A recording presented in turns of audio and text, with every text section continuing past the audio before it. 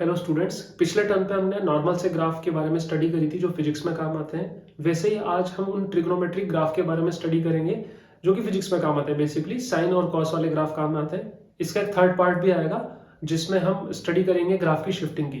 तो आज हम स्टडी करने वाले हैं सिर्फ साइन और कॉस वाले ग्राफ की। सबसे पहले समझेंगे होते क्या है। बेसिकली आपको एक इक्वेशन मिलती है y is equal to a sin omega t, y is equal to a cos omega t। तो ये होता क्या है?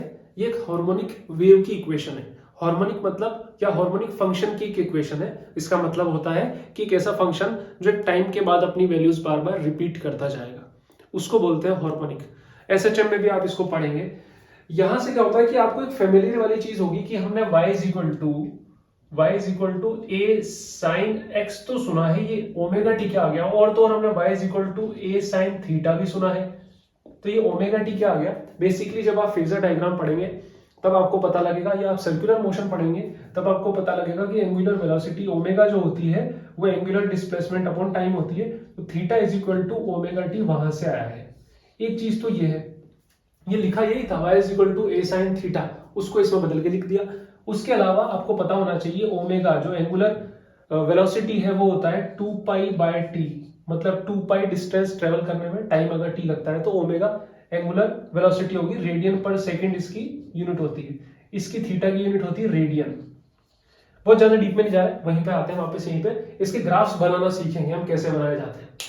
तो जब इसका या इसका ग्राफ बनाने लगते हैं, सबसे पहले हम मान लो साइन वाला ग्राफ बनाते हैं। आपने देखा होगा साइन वाला ग्राफ ऐसा बनता है, यहां से चालू होता है, ऐसा चलता है, जीरो से स्टार्ट होता है। और कॉस वाला ग्राफ आपने देखा होगा ऐसा बनता है। वो यहां से बनाना सीखते हैं हम, कैसे होगा।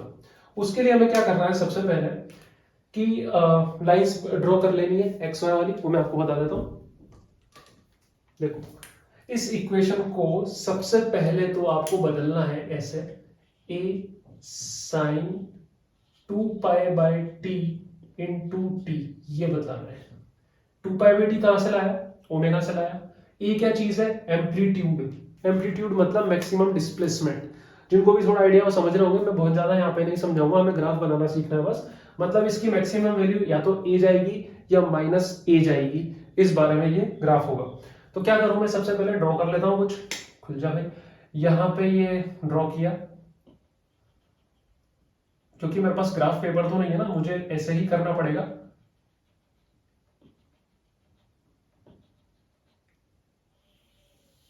ये टाइम है, जीरो से चालू होगा, जीरो।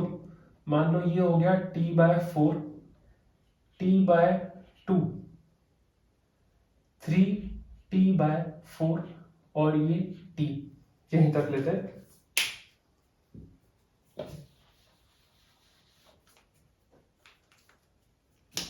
ये टाइम, टाइम के साथ ग्राफ चलता चलेगा।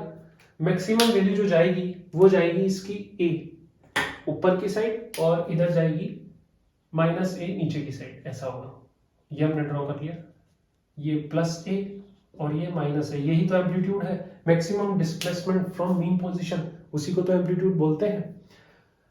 अब हमने वैल्यूज डालना चालू करी। जैसे सबसे पहले मैं वैल्यू डालना चालू करता हूं, इसकी बात कर रहा हूं मैं, साइन वाली की।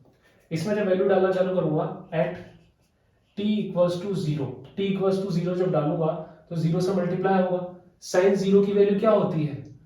अब कुछ को उसमें भी कंफ्यूजन हो सकता है, तो मैं साइन थीटा के लिए बना देता हूं। यहां पे आप इसको याद रखो, जीरो पे साइन जीरो होता है, 90 डिग्री पे साइन 1 होता है। इसके बाद ज्यादा कुछ नहीं करना, आपको दोनों से माइनस का मल्टीप्लाई करना है। जीरो इंटू माइनस जीरो ही आएगा, 1 इंटू माइनस माइनस 1 आएगा।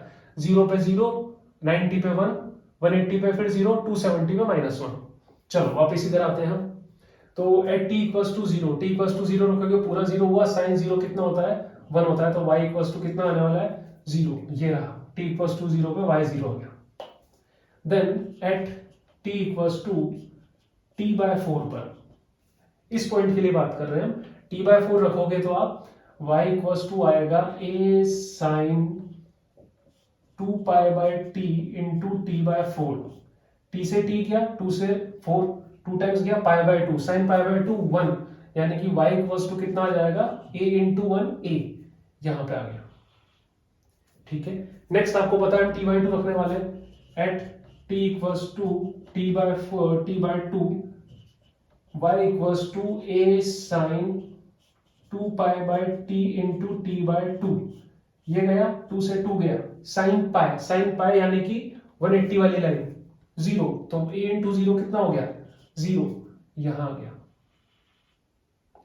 उसके बाद at t equals to 3t/4, इसकी बात कर रहे हैं हम 3t/4, y equals to a sine 2 pi by t into 3t/4, t से t गया, ये 2 टाइम्स गया, 3 पाई बाय 2, 3 पाई बाय 2 कितना होगा, y equals to a sine 3 pi by 2, कैसे निकाले, पाई मतलब कितना होता है 180 डिग्री, 180 बाय 2 90, 90 इंटू 3 270 यानी कि -1, तो a इंटू -1 माइनस ए आ जाएगा यहां पर नीचे इस जगह। उसके बाद जब आप लास्ट वैल्यू पुट करोगे at t equals to t, जैसे ही पुट करोगे तो y equals to a sine 2 pi by t into t, ये कटा 2 पाई वापस कहां गया, यहीं पे आ गए 0, 2 पाई, 4 पाई, ये पाई, 3 पाई, ये 3 पाई बाय 2 है ना, ये सब बनता जाएगा, तो वापस कितना आ गया a इंटू 0, 0 आ गया, यहां पर आ गया। तो जब आप इसका ग्राफ बनाएंगे तो ऐसा बनेगा। इसके बाद ये खुद को रिपीट करेगा फिर से, इसलिए हार्मोनिक फंक्शन, रिपीटेटिव फंक्शन इसको बोला गया। अब हम कॉस के बारे में बनाएंगे। नेक्स्ट हम बनाने वाले हैं y is equal to A cos omega T, same वही प्रोसीजर इसके साथ भी होगा, y is equal to A cos 2 pi by T into T, यही प्रोसेस इसके साथ होगा, अलग अलग टी की वैल्यूज डालते जाएंगे। जैसे पहले इसका भी मैं ग्राफ बना देता हूं, वो वैल्यू वाला कि कॉस थीटा के लिए 0 पर 1 होता है, 90 डिग्री पर 0 होता है, फिर माइनस का मल्टीप्लाई करो 180 डिग्री के लिए -1, और इसका माइनस का मल्टीप्लाई करो 270 के लिए अगेन 0। ठीक है, तो अब सबसे पहले at t equals to 0, t equals to अगर 0 है 0 पुट करोगे, 2 पाई बाय t इंटू 0, अंदर की पूरी टर्म 0, cos 0 की वैल्यू कितनी 1, तो a into 1 1, y sorry a, ये हो गया cos 2 pi by t into 0, कितना आ गया a, तो 0 पे कितने से चालू होगा, ये शुरू से ही a से चालू होगा। ठीक है, eight t equals to t/4, t/4 रखोगे, y equals to a cos 2 pi by t into t/4, ये कट पाई बाय 2 बचेगा, पाई बाय 2 90 डिग्री, उसके लिए वैल्यू कितनी होती है cos की 0, a इंटू 0, 0 हो जाएगा, यहां पर आ गया। उसके बाद at t equals to t/2, y equals to a cos 2 pi by t into t/2, ये गया, पाई बचा, cos पाई मतलब 180 वाली लाइन, -1 अंदर आएगा, -1 इंटू a, माइनस a नीचे जाएगा यहां पर। उसके बाद at t equals to 3t/4, y equals to a cos 2 pi by t into 3t/4, t से t गया, 2 से ये 2 टाइम गया, 3 पाई बाय 2 270 वाला वापस से 0 यहां पे पहुंच गया, और at t equals to capital T, पूरा टाइम हो गया, मतलब a equals to 2 pi by t into t, ये गया अंदर 2 पाई, ये वापस 2 पाई वाला 1, a इंटू 1, अगेन क्या आ गया a आ गया, a किधर गया, ये रहा, तो कैसे जाएगा ये, इसलिए ग्राफ ऐसे बनते हैं। तो मिलते हैं आपसे नेक्स्ट क्लास में, जिसमें हम ग्राफ की शिफ्टिंग करेंगे, और मेक श्योर आप सब्सक्राइब करें चैनल को और लाइक भी करें। Bye bye, thank you.